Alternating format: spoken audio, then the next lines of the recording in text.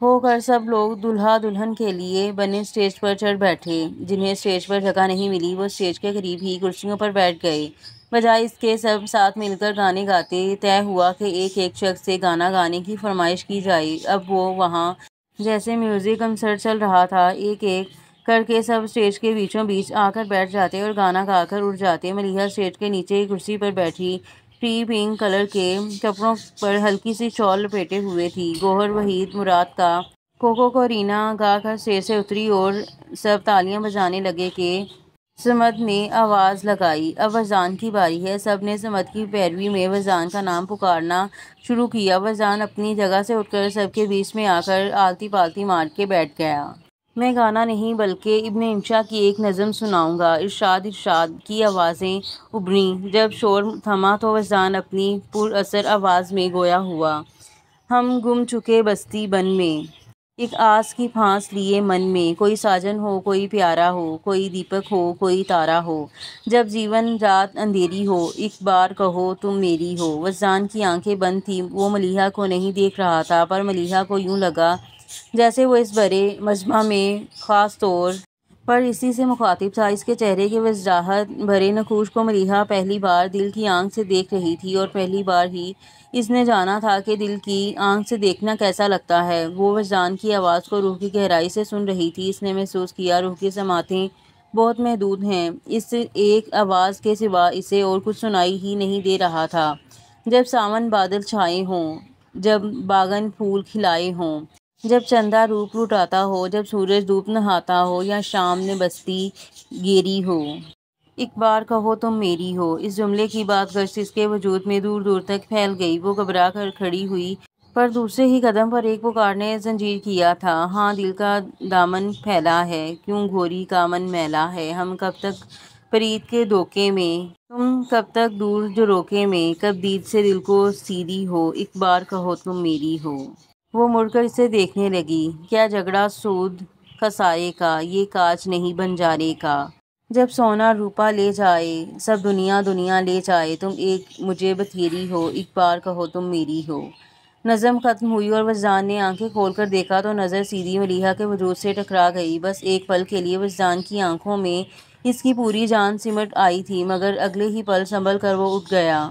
ملیحہ اندھیرے میں کھڑی تھی، اس لیے وزان اس کے چہرے کو دیکھ نہیں سکا، جہاں کشمکش نظر آ رہی تھی۔ کیا جھگڑا سود خسارے کا، یہ کاج نہیں بنجارے کا، وہ زیر لب دہراتے ہوئے کہہ رہی تھی، مگر میرا دل تو اندیشوں سے بھرا ہے۔ وہ الجھ گئی تھی، اور الجھن کبھی خود ہی سلجھ جاتی ہے۔ اس نے جانا نہ تھا، مگر اب وہ بہت سے انجانے رازوں کو جاننے والی تھی۔ مرجنڈا اور بلو کنٹراسٹنگ کے شرارہ سوٹ میں وہ اپنی کزنز کے ہمراہ دلہن بنی سمیرا کو لیے اسٹیج تک آئی۔ اسے آفاق کے پہلو میں بٹھا کر اس کا دوپٹہ ٹھیک کر کے وہ سیدھی ہوئی اور اسٹیج سے اترنے لگی کہ افتخار حسن نے اسے آواز دی، ملیحہ۔ وہ فوراً پلٹی، جی ماموں جان، بیٹا فون تو کرو، بھائی صاحب ابھی تک نہیں آئے۔ ان کی بات پر وہ کچھ توقف کے بعد بولی، ماموں جان آپ تو جانتے ہیں نا بابا جان کو، وہ کبھی بھی پرہجوم جگہوں پر جانے کے لیے تیار نہیں ہوتے۔ وہ جانتے تھے، اسی لیے پھر اصرار نہیں کیا اور نور الہدیٰ کا پوچھنے لگے، نور الہدیٰ تو آئے گا نا؟ جی ماموں جان، صبح میری ہادی بھائی سے بات ہوئی تھی، وہ کہہ رہے تھے کہ وہ آئیں گے، تھوڑی دیر میں آتے ہی ہوں گے۔ وہ سر ہلا کر کسی اور کی طرف متوجہ ہو گئے تو ملیحہ بھی اپنا شرارہ سنبھال کر اسٹیج سے اترتی وزان کے برابر سے انجان بن کر گزر گئی۔ ملیحہ، جب افتخار حسن نے ملیحہ کا نام پکارا تو وہ ملیحہ سے 2 قدم ہی پیچھے تھا، اور اپنے آپ ہی اس کے احساسات کو ایک نام مل گیا تھا۔ اس نے اس نام کو زیر لب دہرایا، یوں کہ ہونٹ تو ہلے مگر آواز نہیں ابھری۔ ملیحہ نے کوئی آواز تو نہیں سنی، پر اسے احساس ہوا کوئی اس کا نام دے رہا ہے۔ وہ بے ساختہ پلٹ کر بولی، جی، مگر وزان کو دیکھ کر سٹپٹا گئی۔ اس کے سوالیہ انداز پر وزان بولا، سب کچھ تو کہہ چکا ہوں، اب اور کیا کہوں؟ وہ گڑبڑا کر فوراً ہی پلٹ گئی، مگر جانے کیا ہوا، کچھ قدم چل کر ہی وہ اچانک پھر پلٹی۔ فون کلر کے ڈنر سوٹ میں وزان کو دیکھا، وہ اسے ہی دیکھ رہا تھا۔ ملیحہ کی آنکھیں اس کی آنکھوں سے الجھ گئیں، اور پہلی بار ایسا ہوا کہ وزان کو دیکھ کر ملیحہ کے دل کی دھڑکنیں بے ترتیب ہو گئیں۔ وہ ٹھٹک گئی۔ آگاہی کا پل اس کی زندگی میں آ چکا تھا۔ اس نے بے یقینی سے وزان مصطفیٰ کی طرف دیکھا۔ وزان نے آنکھ کے اشارے سے پوچھا، کیا ہوا؟ وہ یوں ہی اس کی طرف دیکھتی رہی، پھر اپنے احساسات پر غور کرتے ہوئے الجھے انداز میں سر کو جھکا لیا تو سلکی بال کندھے سے پھسلتے ہوئے اس کے رخ کو ڈھک گئے۔ ایک ہاتھ سے بال ہٹاتے ہوئے اس نے پھر وجدان کو دیکھا جو بہت دلچسپی سے اس کے ہر انداز کو نوٹ کر رہا تھا، اور پھر پہلی ہی بار وجدان نے اسے خود سے شرماتے دیکھا تھا۔ نظریں چراتے ہوئے رخ بدل کر وہ ہونٹوں میں مسکرائی، پھر فوراً ہی پلٹ کر بھاگتے ہوئے ہال کی ایک جانب بنے ڈریسنگ روم میں جا چھپی۔ اس نے گو کچھ نہیں کہا تھا، لیکن سامنے وہ شخص کھڑا تھا جس نے اسے حفظ کر لیا تھا۔ بھلا اسے اس حادثے کی خبر کیسے نہ ہوتی؟ وجدان نے کھل کر مسکراتے ہوئے سر اٹھا کر آسمان کی طرف دیکھا اور دل ہی دل میں اس رب کا شکر ادا کرنے لگا جس نے آج اس کی محبت کو معتبر کر دیا تھا۔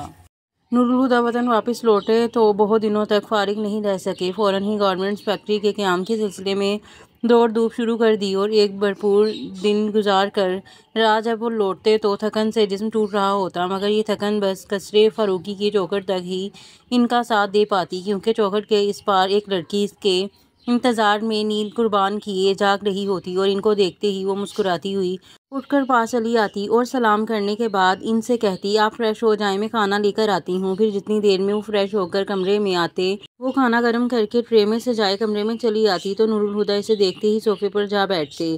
وہ کھانا شام کو ہی کھا لیا کرتی تھی، مگر اب اس نے اپنی بھوک کو تقسیم کر لیا تھا۔ تھوڑا سا کھانا وہ شام کو بابا جان کے ساتھ کھاتی اور تھوڑا سا کھانا رات میں نور الہدیٰ کا ساتھ دینے کو کھاتی، مگر آج دروازہ کھول کر اندر پیر رکھتے ہوئے انہوں نے خالی صوفے کو دیکھا تو وہیں رک گئی۔ اک تم جو نہیں ہو تو لگتا ہے تم کچھ نہیں۔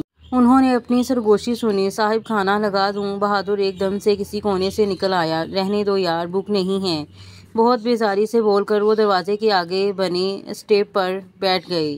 بہادر سر ہلا کر واپس غائب ہو گیا تھا۔ نور الہدیٰ نے کوٹ ران پر رکھا، آستینیں کونیوں تک پہلے سے ہی چڑھا رکھی تھیں۔ ٹائی کی نوٹ کھینچ کر ڈھیلی کرتے ہوئے انہوں نے گریبان کے بٹن بھی کھول دیے، پھر کلائی پر بندھی گھڑی پر نظر ڈالی اور مسکرا اٹھے۔ اس وقت تو انہیں شادی ہال میں ہونا چاہیے تھا۔ وہ جانتے تھے ملیحہ اس وقت بے صبری سے اس کا انتظار کر رہی ہوگی، خود وہ بھی اسے ایک نظر دیکھ لینے کو بے چین تھے، مگر پھر یہ خیال کہ وہ ان کی راہ دیکھتے ہوئے بس انہیں سوچ رہی ہوگی، کہیں زیادہ کیف آ گئی تھی۔ وہ ایک ہاتھ سے گدی مسلتے خود سے بولے، کبھی سوچا بھی نہیں تھا کہ ایک لڑکی مجھ جیسے شخص سے ایسی انشور حرکتیں کروا لے گی۔ خود پر مسکراتے ہوئے انہوں نے کوٹ کی جیب سے سگریٹ کا پیکٹ نکالا اور سگریٹ نکال کر ہونٹوں میں دبا کے جیب سے لائٹر نکال کر جلایا۔ سگریٹ سلگاتے ہوئے کچھ یاد کر کے ان کے ہاتھ میں ایک پل کو رکے، پھر ایک گہری مسکراہٹ کے ساتھ سر جھٹکتے انہوں نے سگریٹ سلگا لیا۔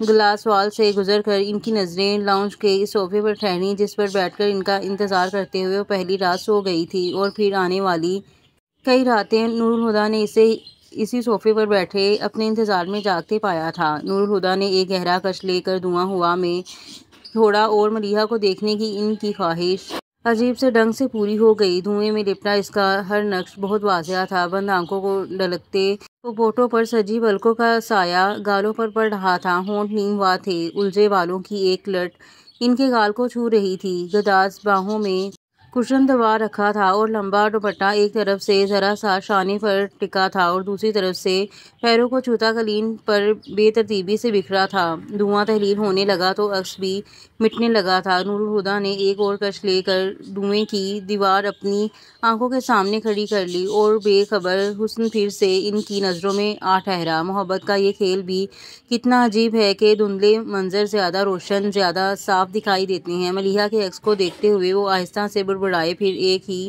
بات پر چونک گئے، محبت۔ انہوں نے دھیرے سے اس لفظ کو دہرایا اور سوچ میں پڑ گئے۔ وہ سوچتے رہے یہاں تک کہ ان کی انگلیوں میں دبا سگریٹ صفحہ ہستی سے مٹتے ہوئے اپنے وجود کی تپش ان کی پوروں کو بخش کر انہیں ہوش میں لے آیا۔ بے ساختہ ہی ہاتھ جھٹکتے ہوئے ان کے ہونٹ دلکشی سے مسکرائے تھے تو نور الہدیٰ فاروقی، انہوں نے اپنے آپ کو مخاطب کرتے ہوئے خود سے کہا، آج یہ اعتراف کر ہی لو کہ تمہیں محبت ہو چکی ہے۔ کسی کے تصور سے ان کی آنکھیں جگمگائی تھیں۔ انہوں نے ایک اور سگریٹ نکال کر سلگایا اور دھندلے منظر پھر سے روشن ہونے لگے تھے۔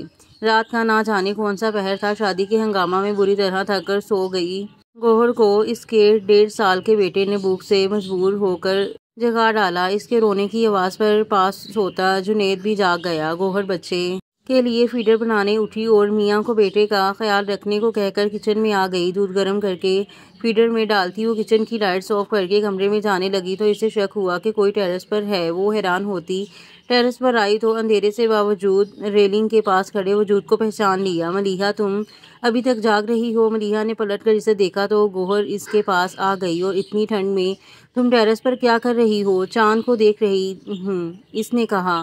اب چاند کو دیکھنا چھوڑو اور بستر پر جا کر خواب دیکھو، بہت رات ہو چکی ہے اور صبح جلدی اٹھنا ہے۔ ملیحہ نے جیسے خواب سے آگے کی بات سنی ہی نہیں۔ مجھے خواب دیکھنے سے بہت ڈر لگتا ہے گوہر، کیونکہ ٹوٹ جاتے ہیں تو عمر بھر تکلیف دیتے ہیں، لیکن آج میرا دل چاہ رہا ہے کہ کچھ خواب جاگتی آنکھوں سے سجا لوں۔ تم نے کبھی جاگتی آنکھوں سے خواب دیکھے ہیں؟ وہ اب گوہر سے پوچھ رہی تھی۔ شادی سے پہلے دیکھا کرتی تھی، وہ ہنس کر بولی، مگر اب تو بند آنکھوں میں بھی باپ بیٹے کے چہرے ہی نظر آتے ہیں۔ پھر سنجیدگی سے گویا ہوئی، اچھا میں چلتی ہوں، معیز کے لیے فیڈر بنانے آئی تھی، وہ جنید کو پریشان کر رہا ہوگا، اور تم بھی اب چاند اور خواب کی باتیں چھوڑو اور جا کر سو جاؤ، کل شام میں ولیمہ ہے اور پورا دن اتنی ہلچل مچے گی کہ آرام کا موقع نہیں ملے گا۔ وہ اسے سونے کا کہہ کر اپنے کمرے میں چلی گئی تو ملیحہ نے مڑ کر نظریں پھر سے چاند کی طرف اٹھائیں، جس پر اس لمحے وجدان کی نظروں کا پہرا تھا، جو لان سے چھت تک جاتی سیڑھیوں پر دونوں ہاتھ سر کے نیچے رکھے لیٹا تھا۔ بار بار شام کو وہ منظر اس کی نگاہوں میں گم رہا تھا اور ہونٹوں کی مسکراہٹ لمحہ لمحہ گہری ہوتی جا رہی تھی۔ نور الہدیٰ، ملیحہ اور وجدان تینوں کی آنکھیں زندگی میں پہلی بار رت جگہ سے آشنا ہو رہی تھیں، اور تینوں ہی اس بات سے لا علم تھے کہ اس ایک رات کا جاگنا انہیں ساری عمر جگائے گا۔ آج نور الہدیٰ ملیحہ کو لینے آنے والے تھے۔ وہ 2 راتوں سے سو نہیں سکی تھی۔ صبح فجر کی نماز پڑھ کر سوئی تو 10 بجے اٹھی اور ناشتہ کر کے کمرے میں آتے ہی اپنا بیگ پیک کرنے لگی۔ وہ ساتھ ساتھ کچھ گنگناتی جا رہی تھی۔ سمیرہ اسے بلانے آئی تو دروازے میں ہی رک کر اسے دیکھنے لگی۔ ملیحہ کو اس کی موجودگی کا احساس ہی نہیں ہوا تو اس نے خود ہی کھلے دروازے پر دستک دے کر اسے متوجہ کر لیا۔ ملیحہ نے چونک کر دروازے کی طرف دیکھا اور پھر دیکھ کر مسکرائی، وہاں کیوں کھڑی ہو، اندر آ جاؤ۔ سمیرہ کمرے میں آ کر بیڈ پر بیٹھ گئی۔ کیا بات ہے؟ جب آئیں تو الجھی ہوئی سی تھی، اب جا رہی ہو تو بہت خوش نظر آ رہی ہو۔ ہاں خوش تو ہوں، وہ اٹھلائی، پھر بولی، مگر تم میری چھوڑو، اپنی سناؤ۔ شادی کے بعد تو اور بھی نکھر گئی ہو، لائٹ پر کلر کے ہلکی سی کڑھائی والے کپڑوں میں ملبوس، مہندی لگے ہاتھوں کی کلائیوں میں بھر بھر کر چوڑیاں پہنے، ہلکی سی جیولری میں دلہن آپے کا روپ لیے۔ سمیرہ کو دیکھ کر اس نے کہا۔ جواباً سمیرہ نے اسے گہری نظروں سے دیکھا۔ میرا نکھار تو شادی کی وجہ سے ہے، مگر تم کیوں کھیلی جا رہی ہو؟ سمیرہ نے کچھ فاصلے پر بیٹھی کپڑے کرتی ملیحہ کی تھوڑی کے نیچے ہاتھ رکھ کر اس کا چہرہ اوپر اٹھایا، جس کے گالوں کی سرخیاں اور بھی گلابی ہو رہی تھیں۔ ملیحہ نے اس کے ہاتھ اپنے ہاتھوں میں لے کر جذب سے کہا، محبت سے؟ کیا؟ سمیرہ اچھل ہی تو پڑی۔ ملیحہ نے کھلکھلا کر ہنستے ہوئے کہا، ہاں اگر محبت ہونے سے پہلے مجھے پتہ چل جاتا کہ محبت اتنا خوبصورت احساس ہے تو کبھی پہروں محبت ہو جانے کے خیال سے خوف زدہ نہ رہتی، مگر اظہار تو اب بھی مشکل ہی لگتا ہے۔ مگر محبت ہوئی کس سے ہے؟ کیا نور الہدیٰ سے؟ پوچھنے کے ساتھ ہی اس نے اندازہ بھی لگایا اس کے غلط اندازے پر۔ وہ سست ہو کر بولی، ان سے محبت ہوئے تو زمانے بیت گئے، اب تو یہ بھی یاد نہیں کہ کب ہوئی تھی، مگر وجدان کا نام نہ لے سکی تو چپ ہو کر یوں ہی بیڈ شیٹ کی اندیکھی شکنیں دور کرنے لگی۔ سمیرہ نے اس کے لہجے کو سمجھا نہیں، اس کے لفظوں کو اپنے اندازے کی تصدیق سمجھ کر چھیڑنے کے سے انداز میں بولی، لگتا ہے انہیں بھی تم سے محبت ہے، کل ولیمہ ہوا اور آج لینے آ پہنچے، ایک دن مزید تمہارے بغیر رہ نہیں سکے، ہادی بھائی آ گئے ہیں۔ نور الہدیٰ کے آنے کا سن کر اس نے پھر اور کسی طرف دھیان ہی نہیں دیا اور سب کچھ چھوڑ چھاڑ کر نیچے بھاگی چلی آئی۔ اسے آتا دیکھ کر منیر حسن کی کسی بات کا جواب دیتے نور الہدیٰ نے نہ صرف چپ ہو گئے بلکہ بے دہانی میں ہی کھڑے بھی ہو گئے۔ ملیحہ اسی تیزی سے ان کی طرف بڑھی، اس کی رفتار دیکھ کر نور الہدیٰ کے ساتھ ہی صوفے پر بیٹھے آفاق کو خدشہ ہوا کہ وہ سیدھی ان کے گلے لگ جائے گی۔ نور الہدیٰ بھی اس کی تیزی پر بوکھلا گئے تھے، پر ان سے 2 قدم کے فاصلے پر ملیحہ نے اچانک ہی بریک لگا لیے۔ اپنی غیر ارادی حرکت پر وہ شرمندہ ہو گئی تھی، اسی لیے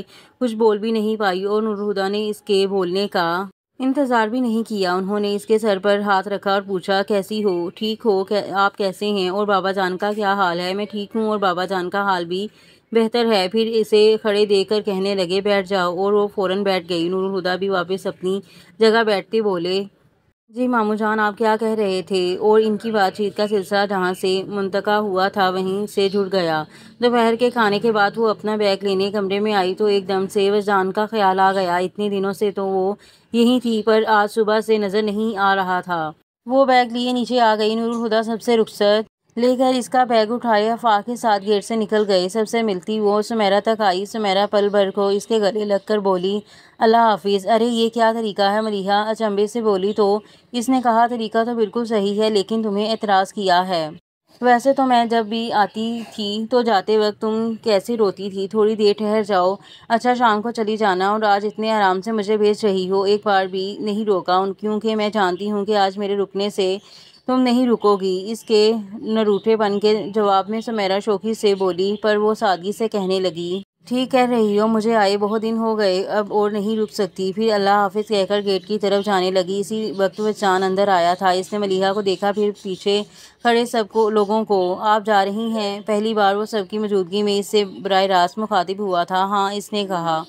ملیحہ اب آ بھی جاؤ، نور الہدیٰ انتظار کر رہا ہے، آفاق نے گیٹ سے اندر منہ کر کے کہا تو کچھ کہے بغیر وہ باہر نکل گئی۔ میری خاطر جھوٹ بولتے بولتے مجھ سے بھی جھوٹ بولنا سیکھ گئے ہیں۔ کار کی خاموشی میں ملیحہ کی خفگی بھری آواز سنائی دی تھی۔ وہ اس کی طرف مڑے اور کوئی وضاحت مانگے بغیر بولے، آئی ایم سوری۔ ملیحہ نے ان پر ایک خفا سی نگاہ ڈالی اور منہ پھیر لیا۔ ان کی خاموشی کو محسوس کر کے وہ پھر بولے، ملیحہ میں معافی مانگ رہا ہوں نا، معافی مانگنے کی نوبت ہی کیوں آئی؟ وہ یوں ہی رخ موڑے بولی، پھر ان کی طرف دیکھتے ہوئے کہا، جانتے ہیں میں نے آپ کا کتنا انتظار کیا تھا؟ جانتا ہوں۔ وہ ہلکے سے مسکرائے، پھر آئے کیوں نہیں؟ کبھی کبھی یہ احساس بہت سکون دیتا ہے کہ کوئی آپ کے انتظار میں بے چین ہے۔ ملیحہ نے سر جھکا کر دھیمی سی مسکراہٹ کے ساتھ کہا، صحیح کہہ رہے ہیں۔ پھر اپنی بات کہہ کر منہ پھیرے کھڑکی سے باہر دیکھنے لگی تھی۔